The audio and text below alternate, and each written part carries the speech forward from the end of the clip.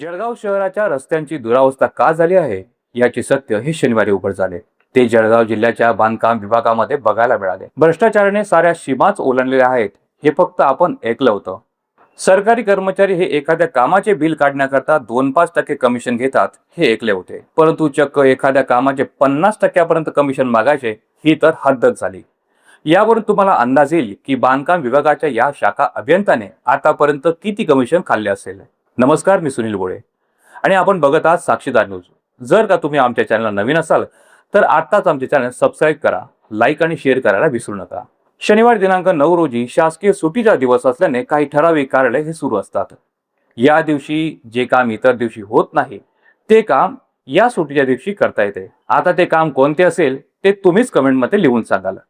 घटना आहे सार्वजनिक बांधकाम विभागाच्या कार्यालयातील। शाखा अभियंता योगेश आयरे हे सुट्टीच्या दिवशी कार्यालयात आले होते, ते फक्त एका विशेष काम करण्यासाठी।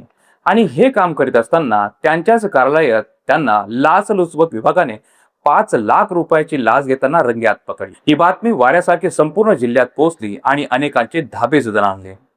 आहिरे यांना 5 लाख रुपये घेताना पकडले असता लाचलुचपत विभागाकडून संपूर्ण घटना जाणून घेतली असता ही घटना ऐकल्यावर तुमच्याही पायाखालची जमीन सरकल्याशिवाय राहणार नाही। बांधकाम विभागाकडून एका सिमेंट कॉन्क्रीटचा रस्ता तयार करण्याचे काम एका ठेकेदाराला 2024 मध्ये 80,39,742 रुपयांना देण्यात आले होते। त्यापैकी 39,49,000 रुपये अद्याप ठेकेदाराला देणे बाकी होते आणि हे बिल काढण्याकरता त्याच्या मोबदल्यात आहिरे यांनी तब्बल 18 लाख रुपयांची लाच मागितली होती। तडजोड अंती 15 लाख रुपये देण्याचे ठरले। त्यापैकी 7.5 लाख रुपये आहिरे यांचे आणि 7.5 लाख रुपये हे वरिष्ठ अधिकाऱ्यांचे। 6% कमिशन हे एका नगरसेवकाच्या पुत्राचे।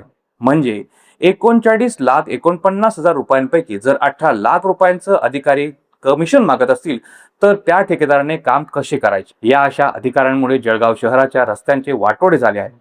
7.5 लाख रुपये आहिरे यांचे आणि 7.5 लाख रुपये ज्या वरिष्ठ अधिकाऱ्यांचे होते ते अधिकारी कोण आणि नगरसेवकाचा पुत्र कोण याकडे जळगाव शहराचे लक्ष लागून आहे। पैशाची ताकद काय असते हे एसीबीच्या कार्यालयात बघायला मिळाले। आहिरे यांना एसीबी कार्यालयात आणले असता त्या ठिकाणी माहिती घेण्यासाठी पत्रकार गेल्यावर त्यांना सांगितले की तुम्हाला आम्ही प्रेस नोट पाठवून देऊ। या ठिकाणी एका कर्मचाऱ्याने तर सांगितले की मी आहे तोपर्यंत कुणाची हिंमत नाही की त्यांचा कुणी फोटो काढून जाईल। हे वाक्य बोलणे हे कुठपर्यंत योग्य होते कमेंटमध्ये जरूर लिहाल।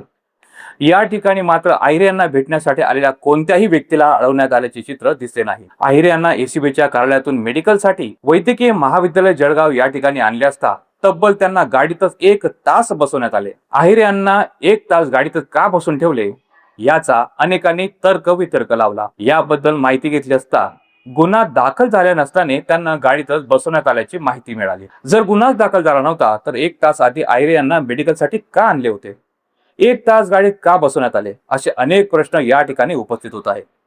जिल्हा पेठ पोलीस स्टेशनला गुन्हा दाखल झाल्यावर त्यांना मेडिकल करून शहर पोलीस स्टेशनला नेण्यात आले। त्यांना न्यायालयात हजर केला असता न्यायालयाने त्यांना 2 दिवसाची पोलीस कोठडी सुनावली आहे। यात अजून कोणकोणते बडे मासे अडकतात याकडे जळगाव शहराचे लक्ष लागून आहे। या व्हिडिओबद्दल तुम्हाला काय वाटते कमेंटमध्ये जरूर लिहा। साक्षीदार न्यूज, जळगाव।